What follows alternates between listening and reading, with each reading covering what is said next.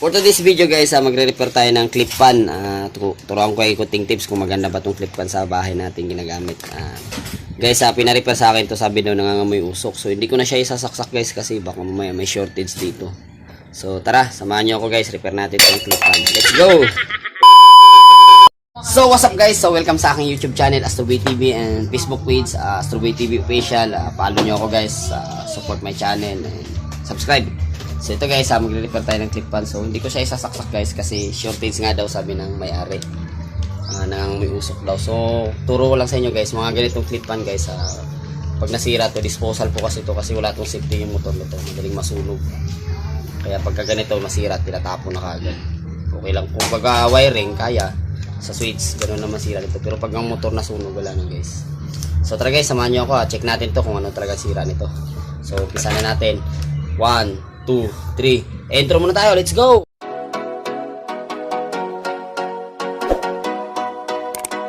So yun guys, so trouble natin guys. So kailangan natin ng tester. So pag trouble, kailangan natin tester. Check natin yung mga linya nito. So para screw. So dito muna tayo sa switch. Sa switch muna tayo. Check natin yung switch. Kung may sira to. Kasi mahinang klase yung wire nito guys. So tingnan mo, nakikita nyo. Ano siya, madali siyang mapigtas. Yan. Buksan natin to guys. Buksan ko muna, let's go. Tsaka buksan din natin to dito guys kasi check na natin yung linya, kung good pa yung linya nya. Para makita natin kung shorted talaga o hindi. Kasi sabi daw ng may-ari kasi nangangamusok daw eh. Ay may saksak kasi baka mamaya pumutok. Tingnan natin loob. Yan, so nabuksan na natin guys. So may tornilyo to dito sa gilid guys. Yan, tanggalin natin tornilyo na to para lumabas yung ano, lumabas yung kanyang, para ma-check natin. Yan, tornilyo guys, nakikita nyo maliit. Tornilyo pa maliit. So yan, bubuksan ko na, let's go. So guys, so nabuksan natin, zoom natin para makita nyo. Ayan. So ayan, so na-zoom natin. So gamit tayong tester, trouble tayo. Tingnan natin kung shorted talaga to, kung may usok daw eh. Ayan. Ayan sa ano. Ayan, naka ano tayo, naka resistance. Kita nyo ba?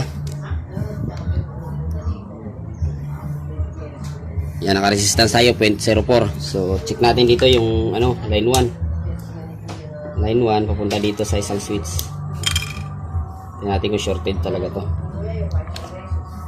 Lahat may palo yan. Yan, may palo siya guys. Dito wala. Meron. Kasi naka-on pala. Patay natin. Dito may palo. Ngayon nating buzzer.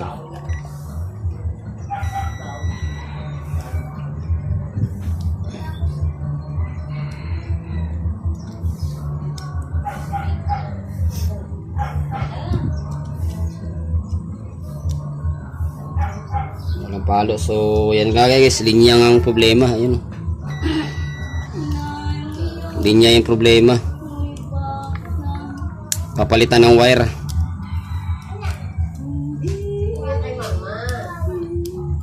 Dito, testing din natin dito.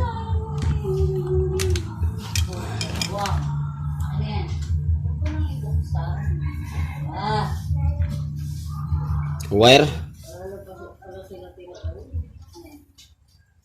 Sige, so papalitan natin ng wire. Wire yung problema niya.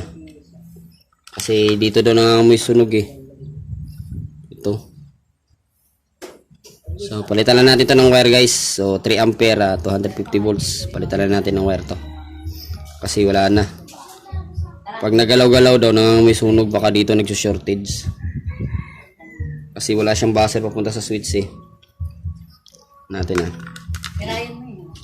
Yan, buzzer. Sa switch. Ballpen. Wala oh. Kabila. Yun, palitan natin ng wire. So tara, let's go. Hanap tayong wire. So guys, so may nahanap tayong wire nito. Palitan natin ito ng wire kasi yung wire nito guys ay yan, tanggal na yung hinang niya. Although na yung hinang kasi nag-spark na daw kasi ito guys. So palitan na natin. Tsaka dito guys, oh, yan mo. Super lambot. palitan natin. Ito ipapalit natin bago. Buti na nakahanap, may switch din siya. Yan, so ito ipapalit natin. So palitan ko muna to guys. Ganun lang. Pagpalit, simulan mo yung value, ang ano nito. Ito. Tuloy natin ito, hinang natin. So let's go. So yun guys, so nikabit na natin yung wire ito. So ito yung papalitan natin guys. Ayan, sira kasi yung ano niya. Tsaka ito, ano na. Ito ipapalit natin. So tabi na natin to sa gilid. Palitan natin ng wire kasi ano nga, nagso-shortage kasi malambot na. Ito ipapalit natin. Sa dating lumang electric fan. Ayan.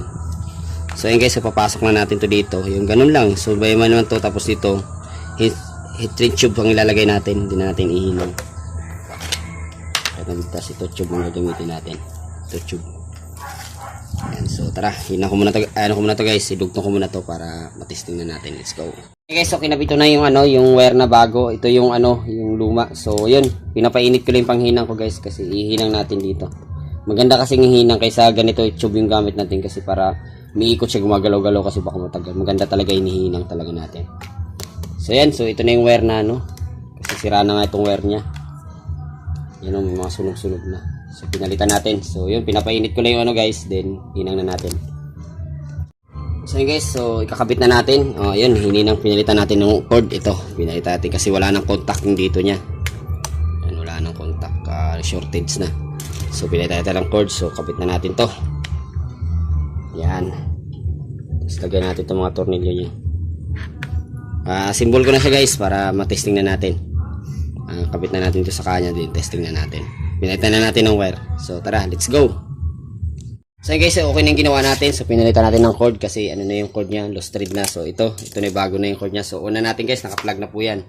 Testing natin. Ayan guys, so yun. Okay na yung tunog niya guys. Walang kaingay-ingay. Tsaka nilangisan ko yan dito guys. Nilangisan niya yan dito. So ayan, okay na. Hanggang dito na lang yung vlog ko. Maraming salamat. Sana matutunan tayo. Nagpalit lang ako ng cord. So dito ko na lang. Subscribe, Astoy TV. Follow. Let's go!